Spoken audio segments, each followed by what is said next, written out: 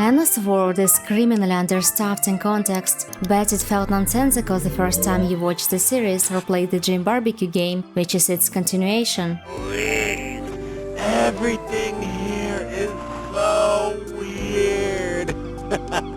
Naturally, our human brains would strive to make sense of this LSD-infused chaos, craving for some hidden meaning and filling the gaps with speculations. What conspiracies are we cooking on the menu today? Rightfully so, there are dozens of ENA theories scattered around the interwebs, with entities trying to explain everything, usually through the myopic lens of their own self-relation. In a universe this diverse and ambiguous in its contents, everyone could see a reflection of their external circumstances, especially of a traumatic kind, such as anxiety, dissociation, bipolar disorder, even miscarriage, starvation, and war. I too have devised a theory based on a quite traumatic experience I recently had. I applied for this damn job and they hired me! I am fucking employed now! What? You are ENA? You have a job? What's literally me culture does to a mofo. So instead of searching for convoluted metaphors, let us take everything at face value. This is ENA the Worker literal interpretation, which obviously contains spoilers, especially regarding the game, as it is the main focus of this video. I suggest you play it if you haven't already. After all, the first chapter is utterly free. And if you're out of the loop, then don't you dare to complain in the comments that I've spoiled you something, you lowly fuck! That is to say, viewer discretion is advised. Honestly, do whatever. I ain't your boss. Speaking of, Where the hell is the boss? firstly, the game feels as if made by someone who never played video games and applied modern real-world logic to a vague idea of what a video game is. Meet different characters who only want you to do things for them. A definition of a quest that is referred to as a side gig in game's description and as a job in the game itself. The word quest is used only once by the shaman and in a clearly ironic context. Now, go away, Anna, and get a life! That shall be your quest today! Traditionally, video games have a boss at the end that the player must reach. This is also the goal of the Dream BBQ. Search for the boss that everyone wants to be. Yes! We'll get rid of it for us so I can deal with the man in charge! With the difference of the boss being literal, which explains why everyone wants to be the boss, as it's a better paying, high-ranking position.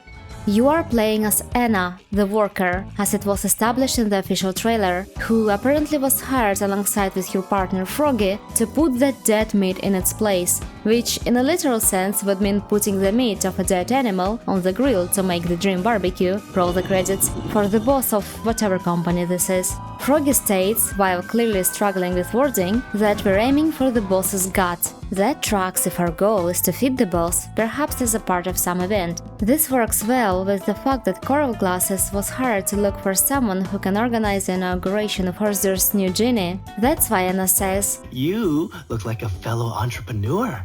they both appear to be temporary workers hired from outside the company to do a specific task, either on a contract or freelance basis, which explains the slot machine animation upon starting a job. Selling your time, services and skills for a promise to get paid is practically a gamble. Despite having a salesperson as a core personality trait, Anna doesn't seem to be very successful at it. No, he doesn't speak anymore. Oh, that's so sad. Get the money. We're the entrepreneur. That's why a receptionist, someone who has a permanent job, treats a contingent worker with such disrespect, throwing insults such as a scammer and lowly conman. Encore vous? Allez-vous-en! Vous sentez la pauvreté! Allez manger des plats surgelés, sale limace à col rose! But despite not making many zenny in this line of work, Anna gets the job done, with both salesperson and mini-sites working together. Usually starting conversations in a business-like manner, Anna switches to a direct approach if polite talk fails to produce results. Salesperson is a mere facade obligatory for the corporate culture, but once the mask slips, the true, depressingly exhausted Minnie takes over and wastes no time dilly-dallying, trying to get the job done as soon as possible because I hate this stupid job! ENA is a tired, overworked employee who could really use some break, but can't because... Oh, I am no longer the boss of myself. And so you must find one. But first, you'll have to get rid of that smoke by going from the hub to one of the company's divisions and asking its manager, aka Genie, to call off the smoke. The manager may even allow you to take a bathroom break. So let's go gambling! I mean, Time to get to work. to earn the right to what? Partying? In this economy? Wow, wow. Once you go through the lonely door, you feel a sudden urge to go to the bathroom? The job just started and you're already thinking about escaping it? But you won't. You're not a slacker, unlike... ただし仕事をサボるためにそこに留まったりはするなよ。その手口を俺はよく知ってる。 Oh, I bet you know this trick. Getting rid of the smoke first was Froggy's idea. No one else seems to be bothered by it, and it doesn't even seem to be necessary for finding the boss. We're just running an errand to make Froggy's work easier. Ah, whatever. Let's find that manager. Bathroom. After exiting the ship, you'll find yourself in the uncanny streets that are filled with various oddities and entities, some of which will give you side gigs. As you explore the place, it becomes evident that something is seriously wrong with this world. It's clearly in recession. What gave it away? Well, I'm working 6 jobs and still can't afford to buy a damn mayonnaise! Not to mention the Leah's products. Who the hell has 3 million chockies? 7 million? Nah, anyone who has more than 25 chocolates in their pocket should attend the purge event and get eaten. Which, by the way, literally costs an arm or a leg to enter. No wonder there are so many slot machines at the hub that feed on hope. It's hard to get properly compensated in the economically declining world. Out of 7 jobs available in the first chapter, you will only get paid with currency for 1. Other jobs' payments include 2 items. You fools! Sponsor my demons! Feed me the cash! How about no? And an act of service from the taxi driver upon completing for the economy job. Delighted to help a business fellow. Killing that man's stare goes unpaid, and the first 2 jobs are more like favors for Froggy. I wouldn't even expect a thanks if I were you. But being a good worker is not about getting rewarded, it's about getting the job done. Without hope, without witness, without bathroom. It's more of a lifestyle. That's my destiny. What more could I do? God knows the rest. So when you do get compensated for your deeds, it always comes in the form of whatever helps you to progress the main job. There are 2 ways of reaching the smoke room, via the path of ascension or via the purge event, which is apparently illegal. The first one requires you to complete Have You Seen the Switch and Looking for Alive jobs, and seems to be the professional route. Say! You seem like an entity who loves overworking themselves. Verily, and your workaholic tendencies will help you get in touch with the board member, who, in a literal sense, will guide you to the manager, apparently slacking in the bathroom. Yeah, Theodora, I've played Dale and Dawson. I know what you're doing in there. Excuse me, I just had a coffee. Now it's time to smoke. What a life. No, I didn't want to shoot again. Fuck, how do I exit? I'm stuck in the shooting animation. Alternatively, if you feel the weight of responsibilities crushing down on you, you can take a taxi ride to the purge event. For that, you'll only need to complete 1 job, and you can escape work and potential burnout in hopes to get that break faster. 仕事をほっぽり出してパーティーしてんのか I crave freedom and the genie is my only escape. But some lowly party is not a place for a specialist like you. Attending it will only cause cognitive dissonance as it conflicts with your core principles. Regrettably, I'm very hardworking, and I shouldn't be in a place full of morons having fun! Oh, this is so relatable. There's also no place for joy in my schedule. Which reminds me, wait a second, I need to make a call. Oh, hey, Sky. Hey, I'm kinda busy. I'm in the middle of the video, plus I got a job now.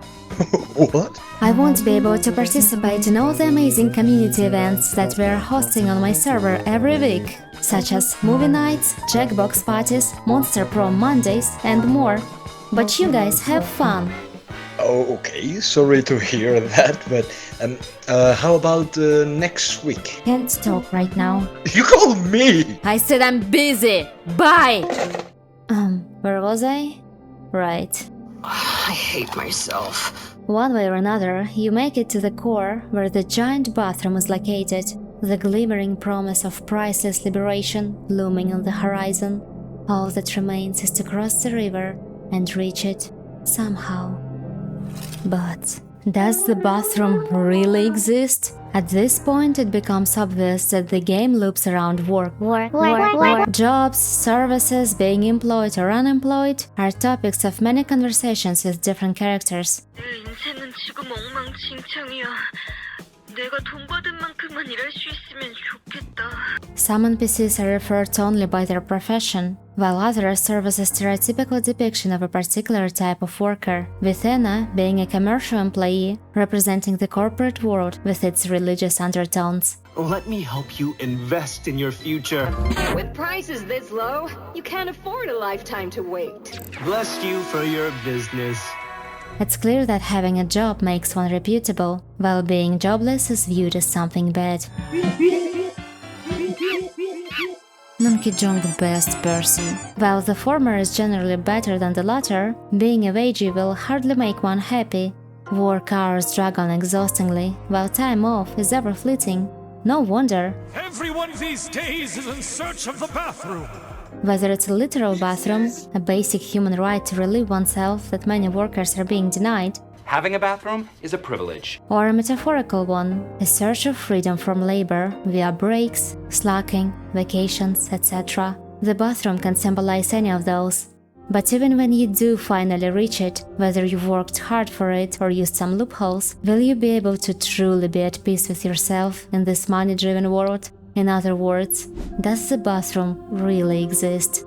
Everyone is talking about it. You do too, unwillingly, unknowingly, in a form of intrusive thoughts that escape your lips. But what does bathroom truly mean? Is it a place to absolve your sins and embrace the truth? Or is it simply a safe place to avoid work by pretending to be taking a dump? Perhaps the only way to find out is to cross that river. There are two ways of doing so. Using a board member if you got to the core by climbing the corporate ladder, which is the safest way to get to the other side, or jumping on rafts, which you'll have to do if you went the amateur purge event route, or if you're trying to get that damn achievement.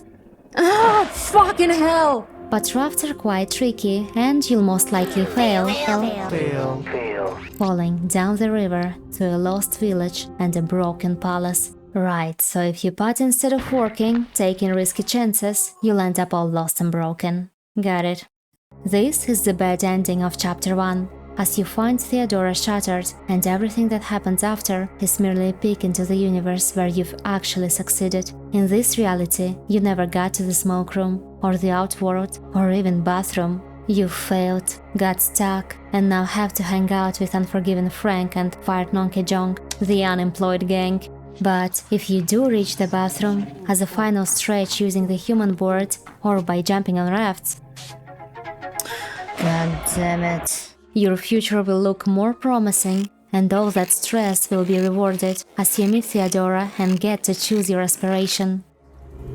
Eternal happiness? Blissful life? Those do sound good. Psych! Those were never an option. What, did you really think you could come up to your manager and ask for stuff like that? Can I get a raise? Can I go home when my shift is over? Can I maybe have a real lunch break instead of swallowing a sandwich under the counter between customers, please? No. Once again, you're only allowed to ask for things that help to push the job forward, because that's all that matters. Not your life, not your mental state. And that's your answer to the bathroom question. If you're burdened by the shackles of labor, it only exists for you as a temporary relief. Pleasant enough to make a life of toil tolerable, but not brutal enough to wake you up. Opium for the working class, alienated from their labor, which makes any job seem absurd. Be it clearing smoke in a surreal digital dreamscape, or sorting through 700 returned packages a day in a warehouse with no ventilation, no union, and one toilet for 40 employees. So, all you can do is take that one aspiration dressed up as a choice and finish the job. Because you are ENA, the worker, a replaceable tool within a broken system, completing isolated tasks you barely understand, clocking out in the bathroom just to clock back in, with barely enough free time to question whether a place and the right food is really all it takes. Wake up, wake up, wake up. Break the loop. Whatever you do, don't settle for the bathroom break. Or you will be like this guy that's like strung up to the building and most likely worked 9 to 5 for 30 years. Fell for it, didn't you? Come on, did you really buy into that whole socio-economic narrative? Thought it was deep, didn't you? Nah, that was just a decoy theory. Here's the real one. ENA is actually one of my PowerPoint presentations about the evolution of captchas that gained sentience and went rogue after my SSD died. I've been trying to get it back for months. Please, if you spot it, DM me ASAP. Jokes aside, the myriads of suppositions digging for symbolism in ENA's universe mostly prove one thing. Anything can be interpreted as anything, while in reality all those theories are wrong, and also right. The most plausible case is that some parts are intentional and meaningful, while others just stuff Joe likes, such as his dog, The run! LSD, Dream Emulator, Jackie Chan, and many other inspirations. I got that reference. That's why both the series and the game feel so fragmented and nonsensical, because they are. But that's just my opinion. No! Say what you mean to say! I cannot deviate from the baseline. I am the baseline. You coward! Anyway, that's just the first chapter of the game. With more episodes and animations coming, there will be more stock evidence to cook our conspiracies with. I bet you've got some speculations of your own, my fellow entrepreneur. Enlighten me about those in the comment section. And bless you for subscribing and hitting that bell button! Come on, I need that engagement! Sky clocking out. Until the next screen time.